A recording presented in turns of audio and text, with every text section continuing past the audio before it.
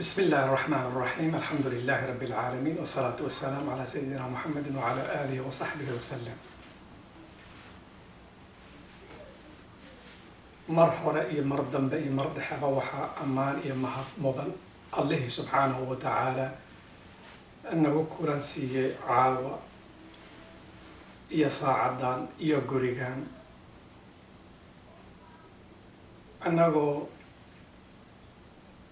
كما تلينا بيش عرب صومالي جعل إسانينا إنا كهذا الله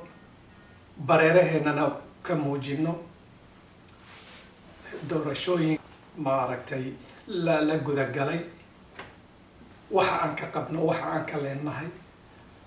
فكر عنك قبنو إيو أنت إلهي نقوى فجيو inaan ka taabanno. waxaa halkaa kusoo wada kulmay oo iyagoo gebigoodba xambaarsan humuumtaasi weyn. ilaahay hanaga wada qaado, dalkii iyo dadkiina ilaahay ha ka wada qaado culayska. faraj degdeg ahna ilaahay ha usoo furo waddankaasi, waddankeennii ahaa, waddankeennii hooyo ahaa. ma aragtay aan u xanuunsanayno, xanuunkiisana oo aan ku xanuunsanayno, wanaagiisana wanaag uu noo yahay, farxaddiisana farxad ay noo tahay. iyadoo intaasi oo dhan aan laabta ku hayno ayaan caawa annagoo kala ah aan iska bilaabo aniga ex xildhibaan cumar gumeyshi, aan ku xijiyo doctor maxamed saciid daabid, iyo sidoo kale walaasheen barliin maxamed cali cadaami oo door weyn ay ku lahayd baraaruga beesha. muddo badanna ay waqti badan u hurtay, maal badanna gelisay inay kasoo dhex muuqato siyaasadda Soomaaliya ilaa ay haddana u taagan. iyo sidoo kale waxaan la ilaabi karin oo aan xusi doonna intaan noolnahay nabadoonkeenna, odaygeenna gurigiisii noo furay, nagu maamuusay casho sharaf, oo aan xusi doonno weligeenba walaalkeen maxamed busuri oo ghaniyun can tacriifka ah marka Canada la joogo. aan ku xijiyo الأستاذ الكبير المشهور الأخ عبد ربه صالح كشمبر.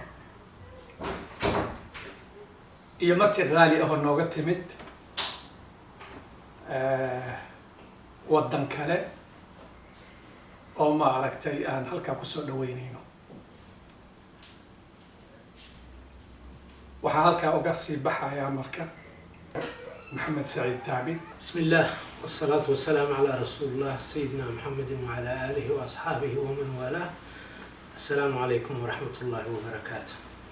كدب مركي دجال سكي لقى بحي مركي سنة كوها كوني سجال بقولي سجاشن كي إلى لبض كون باللاوجيس واتي شر السوي مد مجال عرته تاسو اللغو فلنقي لبعض ذكرلتي دجال كاس إيو in halkaa lagu heshiiyo wixii ka soo baxay berigaas maxaa ka mid ahaa in lagu heshiiyo 4.5 in wax lagu wada qaybsado. marka ma ahayn taasi wax midan ku wada faraxnay annagoo dhan, laakiin waxaa loo arkay inay ahayd xal siyaasi oo lagaga baxayay dagaalka sokeeye. dadkii halkaas wada yimidna maxay goosteen in ay ogolaadaan intii loo qoondeeyay qolo kastaba. annaga 4.5kii inkastoo dhibaato nagu ahayd, laakiin maxaan ogaanay inay tahay wax ku meel gaar ah ee lagaga baxayo xal waqtigaas aad u xuma. marka ma ahayn wax cadaalad ku samaysan ee waxay ahayd wax un xal lagu raadinayo iyo markaa looga bixi karin. beesha carab Soomaali waa la yaqaanaa sabarkooda iyo iimaanka ay leeyihiin. annaga hadda kahor maxaan waxay tilmaamay inaan nahay ahlulxikma wal-iimaan. intiina loo qoondeeyey diyaar ayaan u nahay inaan soo doorano qof oo waddanka mathali karaya, annagana na mathali karaya, dadka kalena wax tari karaya. berisamaadkii waxaan lahayn magac fiican ayaan Soomaaliya ku lahayn. waxaan lahayn wasiir ku-xigeen ayaan lahayn. waxaan lahayn xildhibaan ayaan lahayn. waxaan lahayn generaal iyo saraakiil sare oo gaaray ilaa heer generaal booliiska iyo militariga intaba. waxaan lahayn director generals, waxaan lahayn ambassadorial tiro badan. waxbarashada iyo meel kasta ayaan ka gaarnay, sportiga iyo qayb kasta ayaan hormood ku ahayn. dad usoo halgami waddankan ayaan nahay oo howl fiican ka soo qabtay. marka waxaan mudan nahay in nala qiimeeyo. ugu dambeyntii waxaan baaq u dirayaa dowladda Soomaaliya inay mar labaad soo noqon, in dadka waxooda inta loo qoondeeyey in lagulana xisaabtamin ee aan lala maamulin, inay ayaga maamushtaan qofkay soo dirsanayaan ay u madax bannaan yihiin. sidoo kale dowladda federaalka kaliya ma ahe dowladaha dowlad goboleedka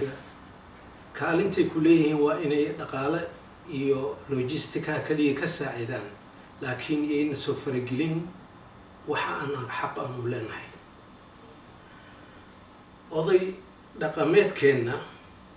waxaan farayaa inay ayagana ay ka fogaadaan wixii khilaafaad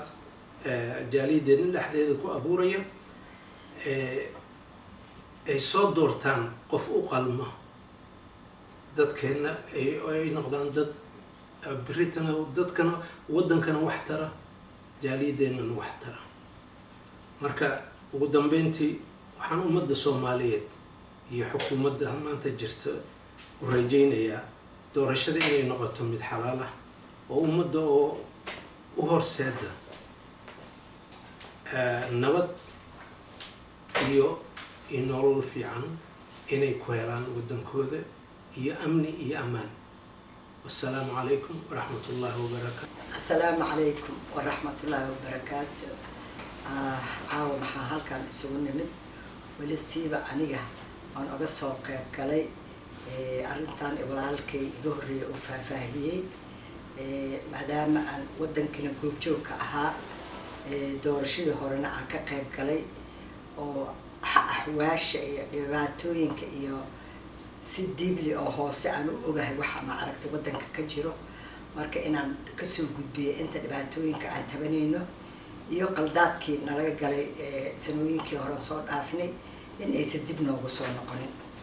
waxaan baaqaan u diraynaa si wada jira madaxweynaha jamhuuriyadda federaalka Soomaaliya Maxamed Cabdullaahi Farmaajo iyo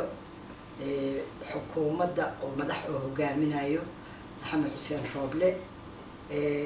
iyo waxa soo raaca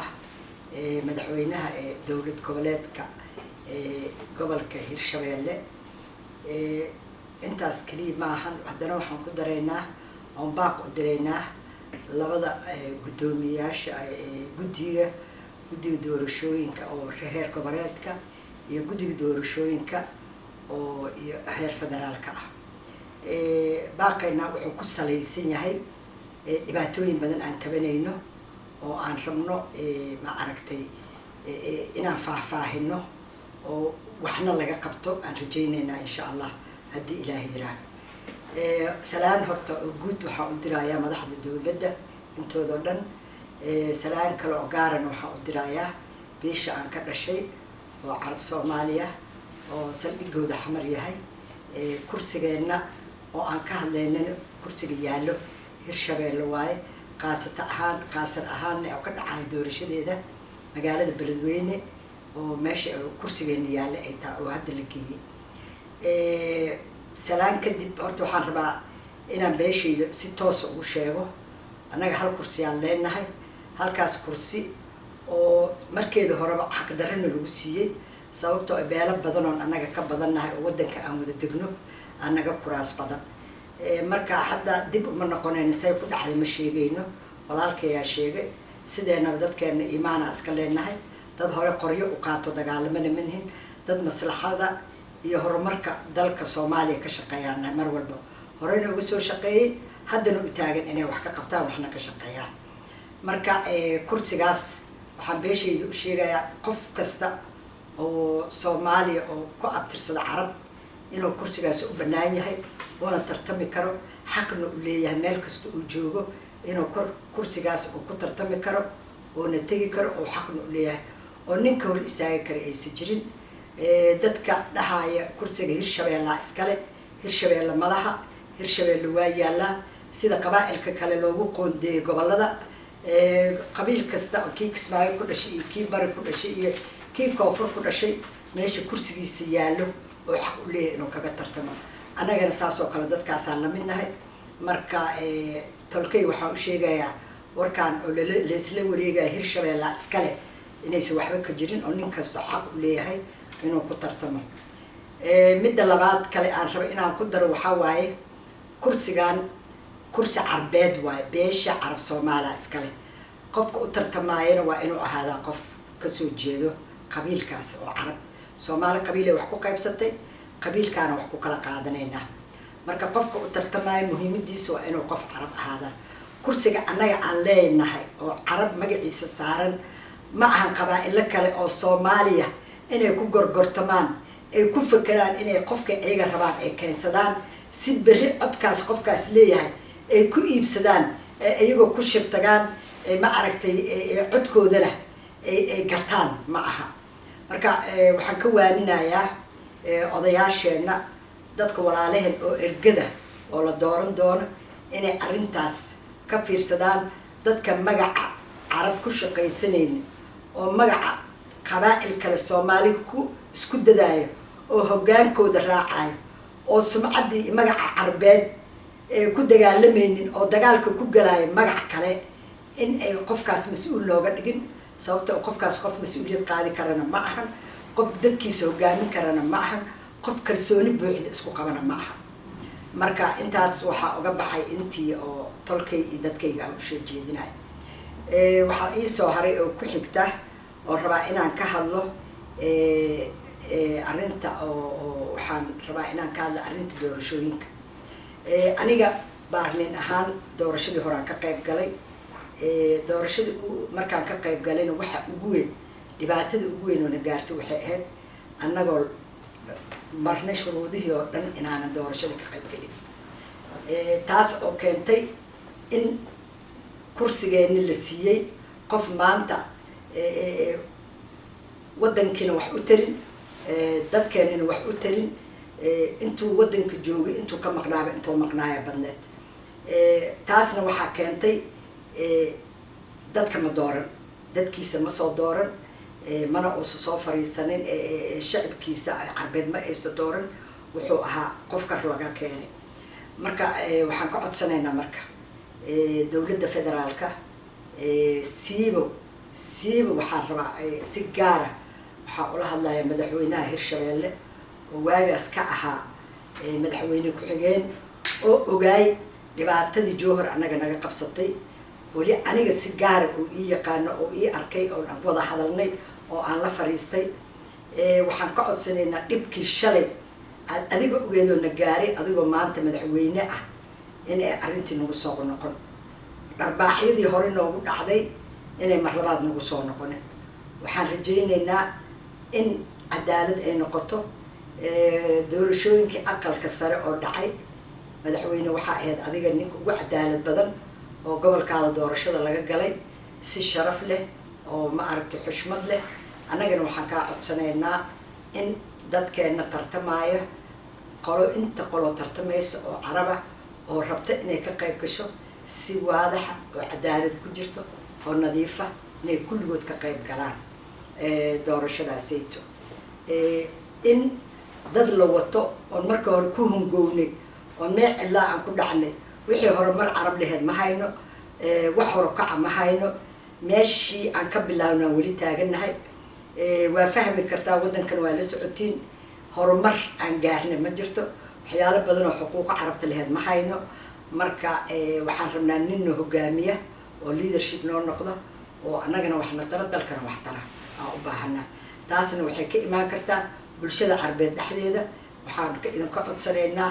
oo raalli ka nahay inaad isu kaayadaysaan annagana aan qofka annaga rabna aan kaysano dad gadaal laga keenay oo ma aragtay la xambaarsan yahay aniga waxaan aaminsanahay baarlin ahaan kaas ninka aan isku kalsooneen oo dadkiisa inta fadhiisto doorasho oo ka qaybgeli karin oo waadax usoo fadhiisan karin nin wax berri wax tarlana inuusan ahayn dadkiisana wax ma taraayo marka waxaan idinka codsanaynaa si sharaf leh anoo kusoo gunaanadayo hadalkayga qolooyinka heer federaal inay arrintaas u koorgalaan qaldaadkii hore u dhacay inay ayagana nagu soo celin waxaan kale oo aan rabaa waxaan kaloo rabaa inaan iyo qolooyinkan oo siiba ma aragtay qolooyinkan siiba maxaa la dhahaa heer goboleedka ah dadka faraha doorashada ku qabanaya oo muhiimadda ayaga waayo marka waxaa idinka codsanaynaa dadkiina guddiga oo jooga jowhar oo heer goboleedka ah si walaaltinimo oo soomaalinimo iyo cadaalad ku jirto in ma aragtay dadkaas loo maamulo waxaa kale ilaahay ka cabsiga in la badiyo oo ilaahay agtiisa laga fiiriyo cadaaladda hadda nin walba aakhirana waa ka dambaysaa dadka yaraana waa ka dambeeya marka inaan dadka lagu xadgudbin oo ma aragtay in ma aragtay dadka lagu xadgudbin oo xuquuqdaada la dhaafsin sanadkan waxaa ku jira gabdho badan oo walaalahay oo tartamaayo oo haweenah oo ma aragtay oo doorashada ka qaybgalaayo ayagana waxaan jeclaan lahaa fursadooda inay helaan la siiyo sidii aniga shalay la ii gala ayagana yaa loo gelin xal la siiyo fursadooda haweenka dadka waxaa waaye horumarka waddanka gaarsiiyey dad waxtar leh dad naxariis leh waa hooyooyin waa naxariista si gaaray ugu jirtaa marka ayagana fursadooda in la siiyo inaan la cuno qabateen inaan la caqabadaynin marka insha allah waxaan rajeynaa annaga dharbaaxadii nagu dhacday doorashadii hore oo kale inay nagu noqon waxaan kusoo gunaanadaa marka madaxweyne guudlaawe waxaan kaa codsanaynaa shalay indhaxumadii aad taagneed ood annaga dhibki nagu dhacay aada joogtay ood wax ka qaban weysa adigoo maanta madaxweyne ah inaysan nagu dhicin insha allah taasaan rajeynaa waana ku hanweynahay kalsooni buuxdana waa kugu qabnaa cadaaladana agtaadaan ka sugaynaa ilaahay tii ilaahay ka soke adaan ka sugaynaa insha allah waxaan rajaynaynaan inaa arrintaas nala qaadid